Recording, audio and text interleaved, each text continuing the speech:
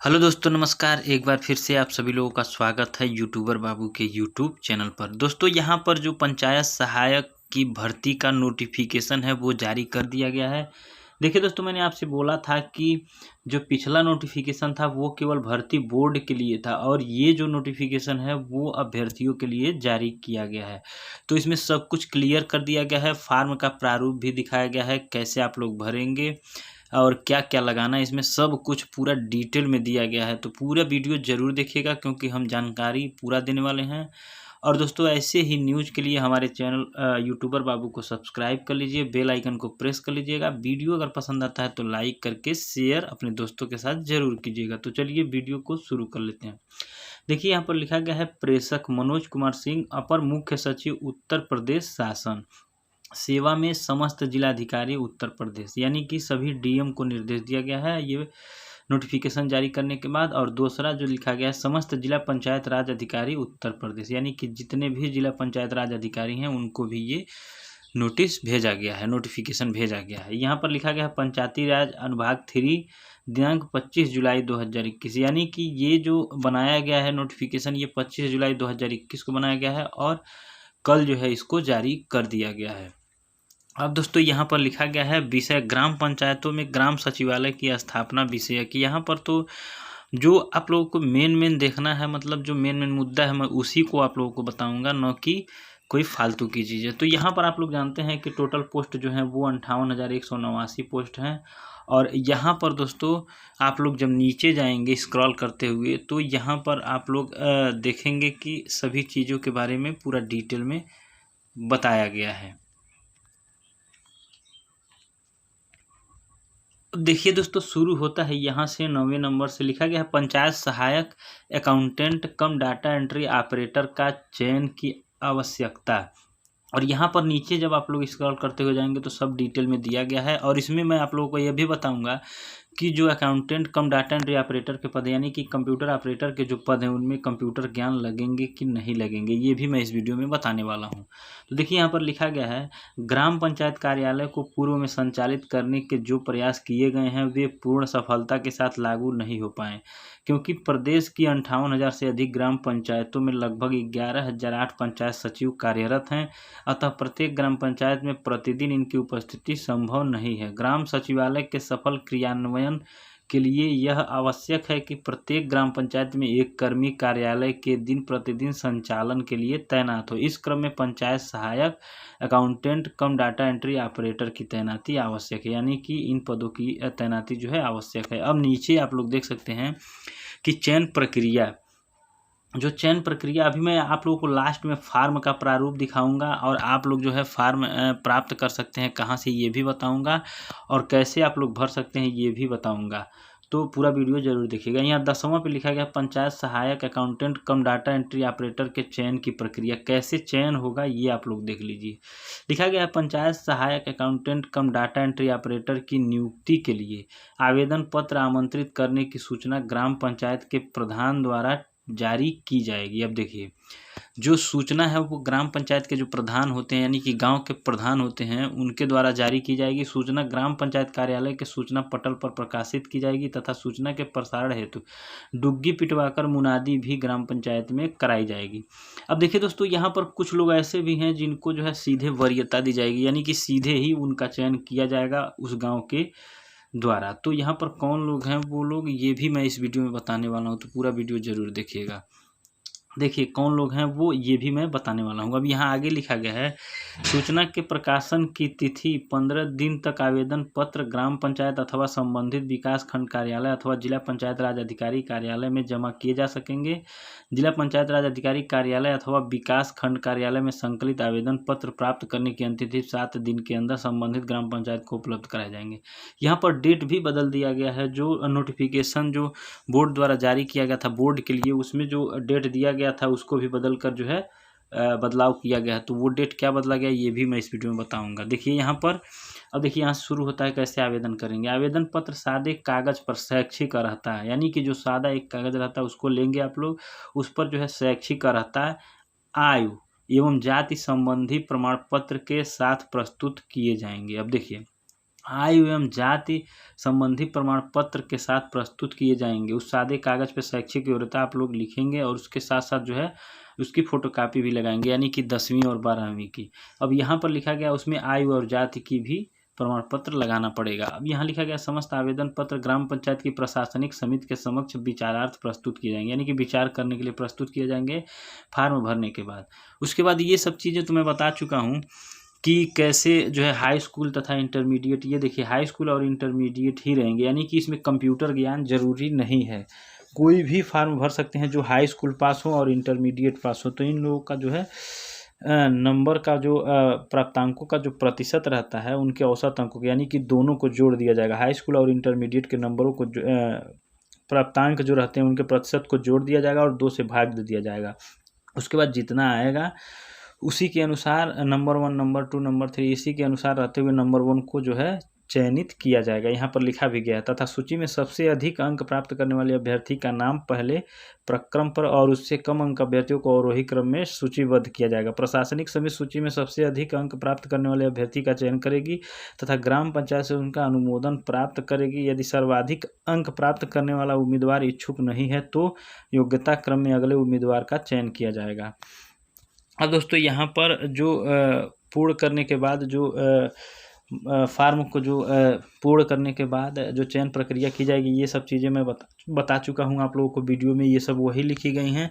यहाँ जब नीचे आप लोग स्क्रॉल करते हुए जाएंगे, अब यहाँ देखिए जो महत्वपूर्ण भी लिखा गया है, यहाँ देखिए ग्राम पंचायत अपने प्रस्ताव के माध्यम से उक्त प्रकार से चयनित व्यक्ति की सेवाएं 1 वर्ष की संविदा पर प्राप्त कर सकेंगी, यानी कि 1 वर्ष के लिए उनका चुना जाना तय है। अब देखिए ग्राम पंचायत की ओर से ग्राम प्रधान द्वारा एवं संविदा पर रखे जाने वाले चयनित व्यक्ति द्वारा अनुबंध पत्र पर हस्ताक्षर किए जाएंगे। हस्ताक्षरित अनुबंध पत्र की प्रति जिला पंचायत राज अधिकारी को रिकॉर्ड हेतु भेजी जाएगी। 1 वर्ष की अवधि की संविदा समाप्त होने पर नया चयन उक्त प्रक्रिया के अनुसार किया जाएगा, यानी जो चयन प्रक्रिया उसके अनुसार किया जाएगा।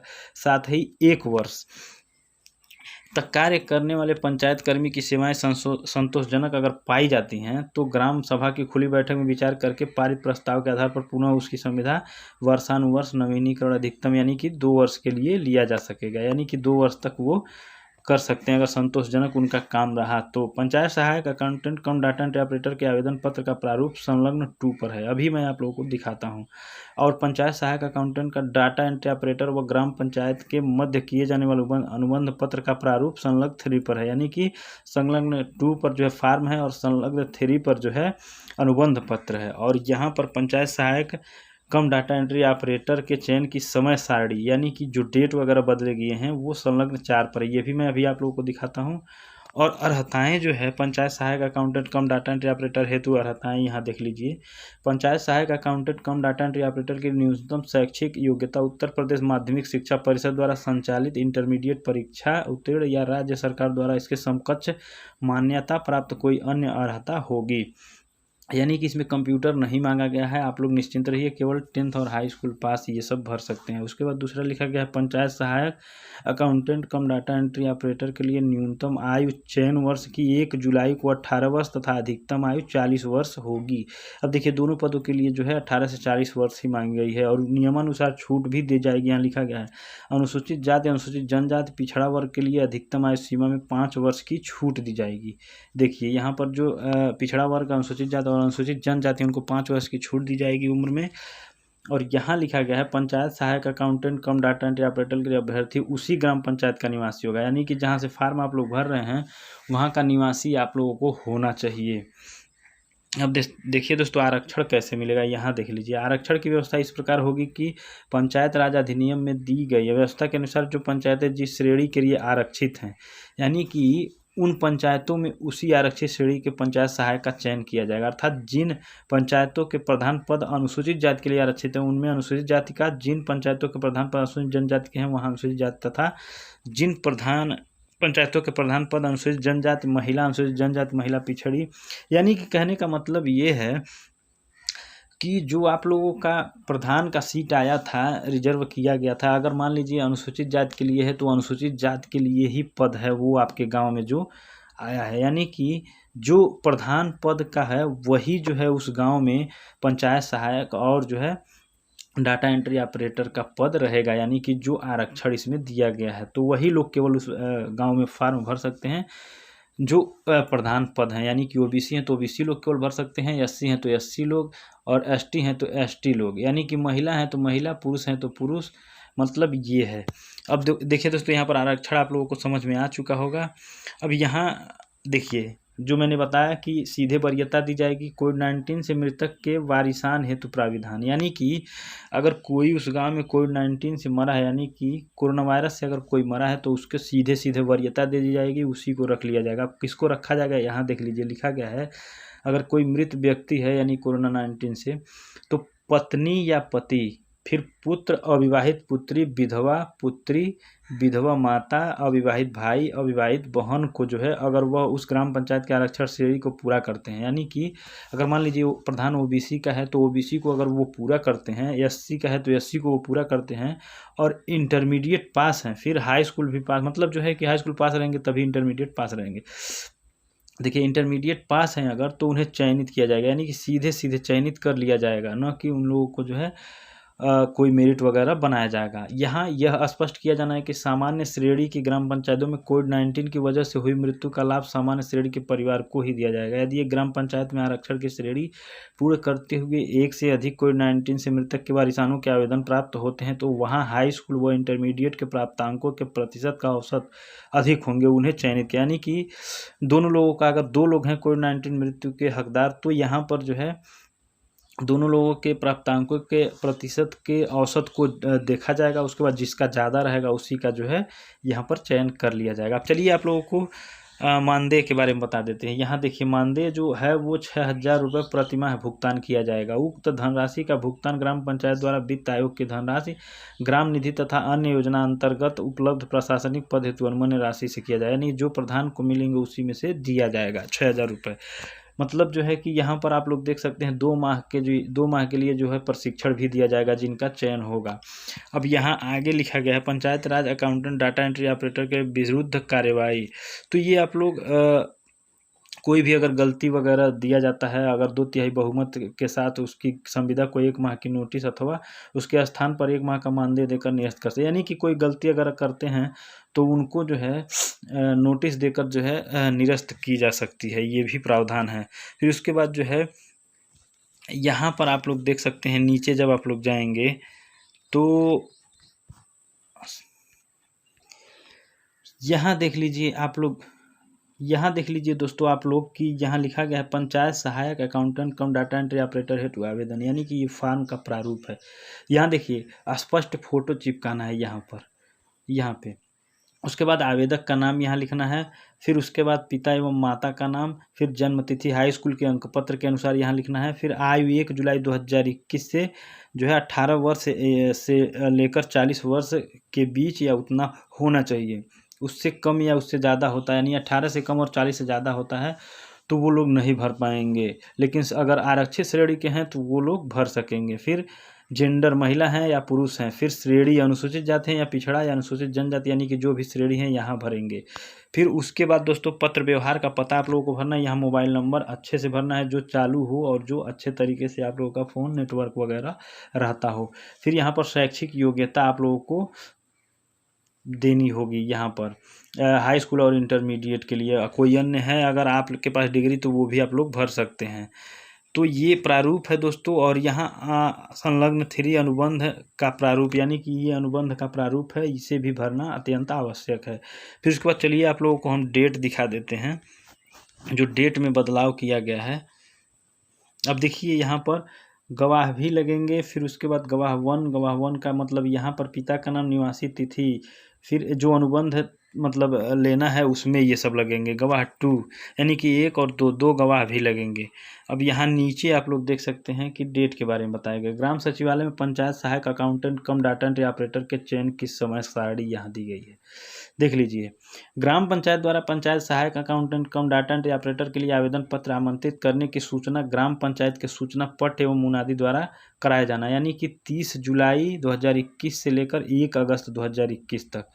यानी कि ये डेट बदल दिया गया है, क्योंकि पहले जो है उसमें जो पहला वाला आया था बोर्ड के लिए उसमें 28 से 31 तक दिया गया था, यहाँ 30 से 1 तारीख तक दिया गया है, यानी कि मुनादी लगाया जाएगा।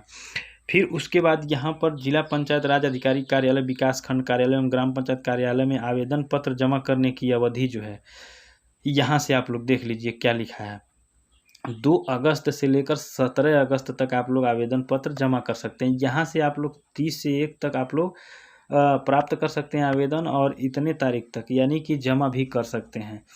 अब दोस्तों यहाँ पर आगे लिखा है, कार्यालय विकास खंड कार्यालय में प्राप्त आवेदन पत्रों को संबंधित ग्राम पंचायतों को उपलब्ध जो कराएंगे वो 18 अगस्त से 23 अगस्त। ये आप लोगों के लिए नहीं है, केवल आप लोगों के लिए ये है। देख लीजिए, जो जमा करना है वो 2 अगस्त से 17 अगस्त, और जो प्राप्त करना है 30 जुलाई से 1 अगस्त तक प्राप्त करना है आवेदन पत्र को।